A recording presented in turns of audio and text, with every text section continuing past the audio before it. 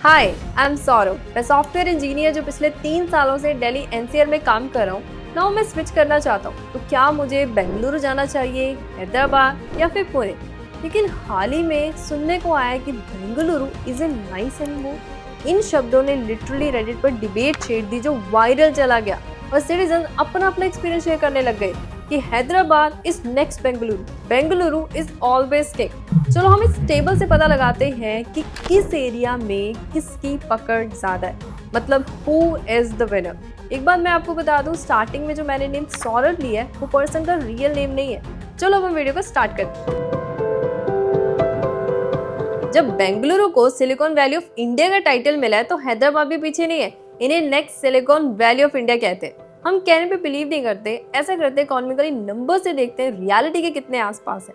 पहले जीएसडीपी देखते हैं, मतलब ग्रॉस स्टेट डोमेस्टिक प्रोडक्ट। एक साल में स्टेट ने कितने गुड्स एंड सर्विसेज की प्रोडक्शन की है। लेकिन हम तो सिटीज का कंपैरिजन करें तो इसके लिए ना एक और एक्यूरेट पैरामीटर है, वो देखा जाता है। वो है जीडीपी एडजस्टेड पीपीपी, मतलब परचेजिंग पावर पैरिटी। इसका सिंपल मतलब ये होता है कि सिटी ने कितनी इकोनॉमिक आउटपुट की है। इसमें हम कॉस्ट ऑफ लिविंग और इन्फ्लेशन को एडजस्ट करते हैं। आपको पता है बेंगलुरु की जीडीपी पीपीपी कितनी है? $350.9 बिलियन। वहीं पर हैदराबाद की $320.25 बिलियन। पैरामीटर्स देखते हैं। ग्लोबल स्टार्टअप इकोसिस्टम 2024 ने एक रिपोर्ट पब्लिश की जिसमें वो ऑल ओवर द वर्ल्ड जितने भी स्टार्टअप्स हैं वहां पर स्टार्टअप कल्चर के अकॉर्डिंग उन्हें एक रैंक देते हैं, जिसपे बेंगलुरु का रैंक ग्लोबली नंबर 8 और नेशनली नंबर 1 है। वहीं पर हैदराबाद का रैंक ग्लोबली 65 और नेशनली नंबर 4 है।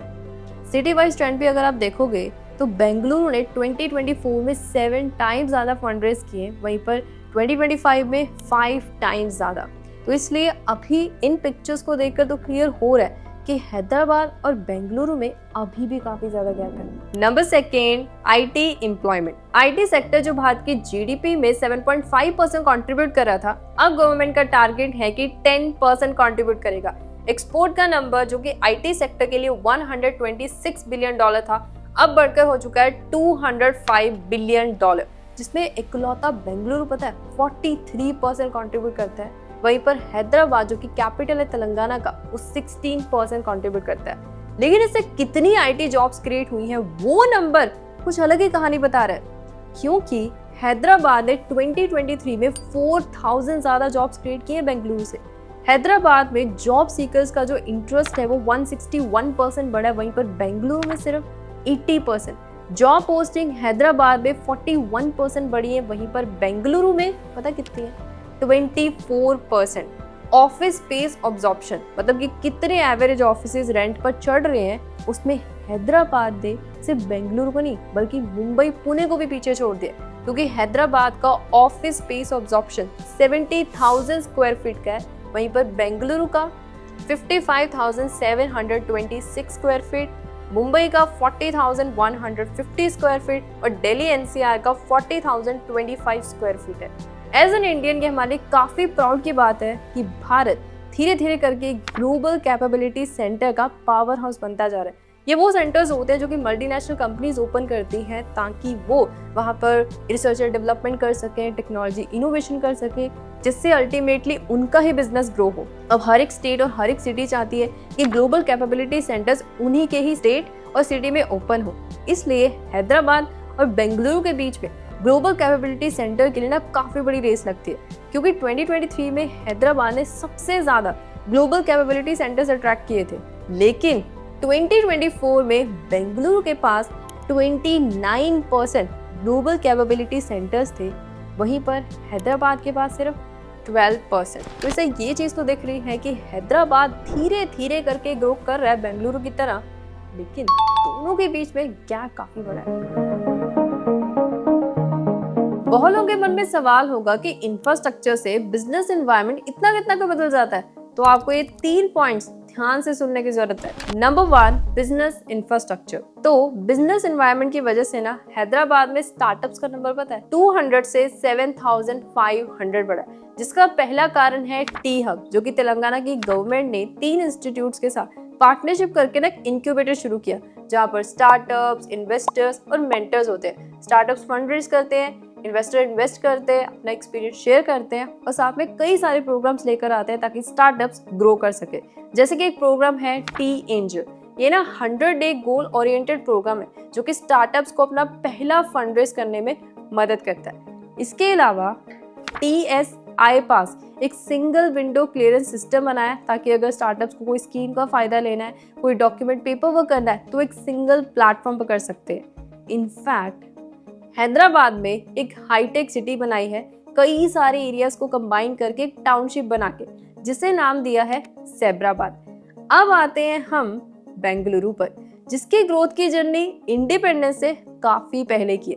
1900s की बात है जब बेंगलुरु जो है वो मैसूर प्रेसिडेंसी के अंडर आता था और तब के राजा महाराजा कृष्ण राजा वाडियार ने 1911 में एक इकोनॉमिक कॉन्फ्रेंस की थी जहां पर कई सारे एक्सपर्ट्स थे और उन्होंने बेंगलुरु में एजुकेशन नेसेसरी किया था ताकि यहाँ पर टैलेंट पूल बढ़े और सबसे बड़ी बात यहाँ पर स्किल्ड वर्कफोर्स हो, जिसकी वजह से ना इंडिपेंडेंस के बाद सेंट्रल गवर्नमेंट ने अपनी कंपनीज और किसी स्टेट या सिटी में नहीं बल्कि बेंगलुरु में सेटअप की थी, क्योंकि पहले से यहाँ पर टैलेंट पूल था। क्योंकि जब भारत का लिटरेसी रेट एवरेज पता कितना था 18%, तब बेंगलुरु का जो लिटरेसी रेट था वो था 40%।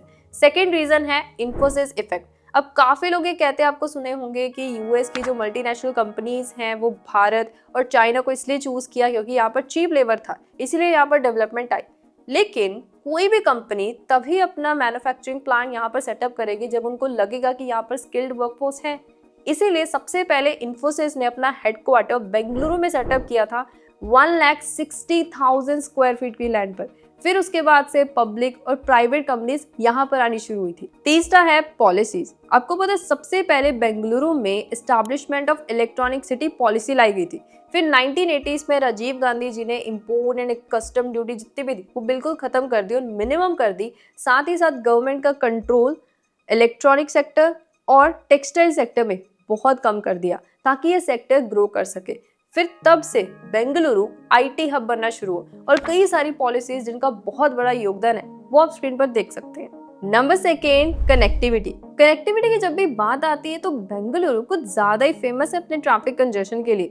रेडिट पर एक यूजर ने अपना एक्सपीरियंस भी शेयर किया कि कैसे बेंगलुरु में ऑटो माफिया चलता है, क्योंकि शॉर्टर डिस्टेंसेस के लिए या तो ऑटो ड्राइवर उन्हें मना कर देते हैं या फिर हाई फेयर्स चार्ज करते हैं 20 से 30 रुपीज एक्स्ट्रा, जो प्रॉब्लम हैदराबाद में नहीं है।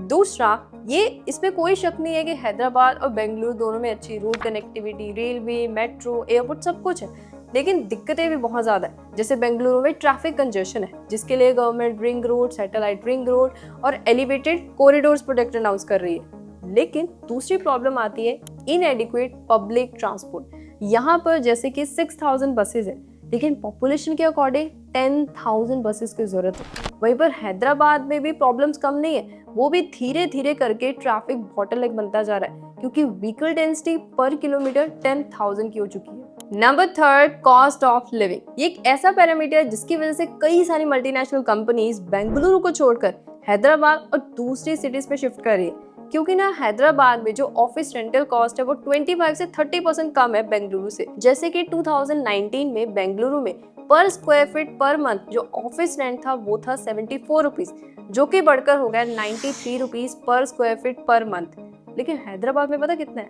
56 rupees per square feet per month से 67 rupees per square feet per month. इसलिए अमेज़न ने अपना नया कैंपस जो है वो बेंगलुरु सिटी के आउटस्कर्ट्स में बनाया। इसके अलावा यहाँ पर rental cost, cost of living, यहाँ पर ग्रोसरी प्राइजेस, रेस्टोरेंट प्राइजेस भी हैदराबाद के मुकाबले में काफ़ी ज़्यादा है।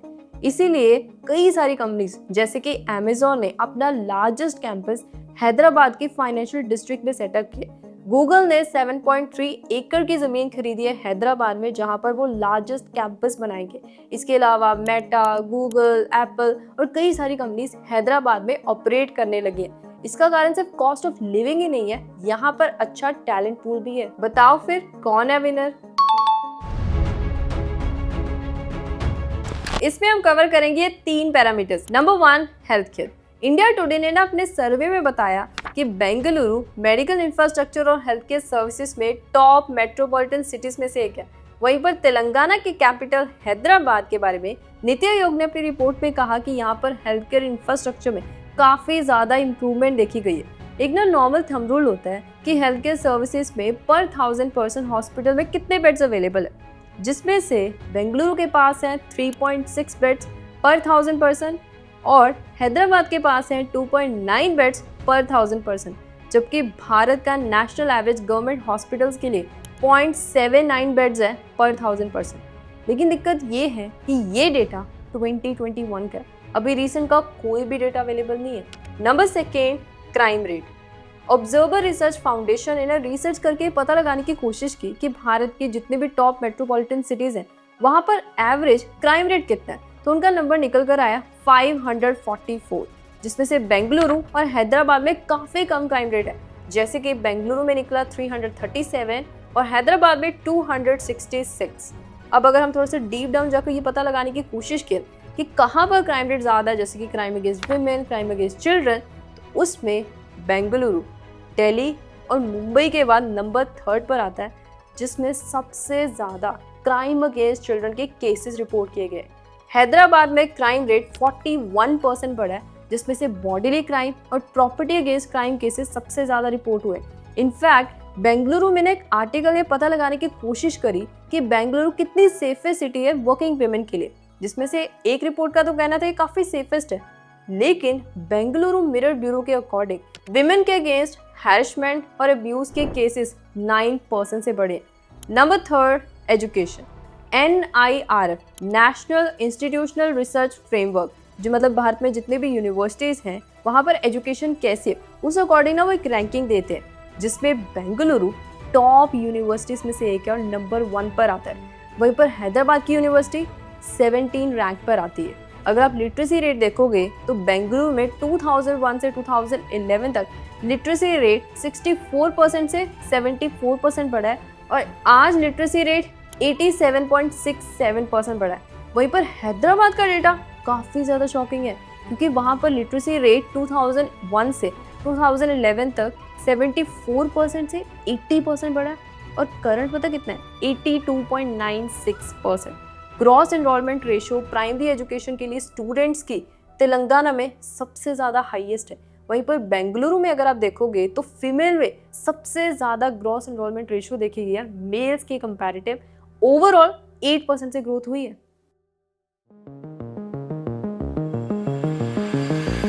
प्रॉब्लम की बात तो हर एक करता है, लेकिन उसके सोल्यूशन में क्या कुछ किया जा रहा है वो ज़्यादा ज़रूरी है।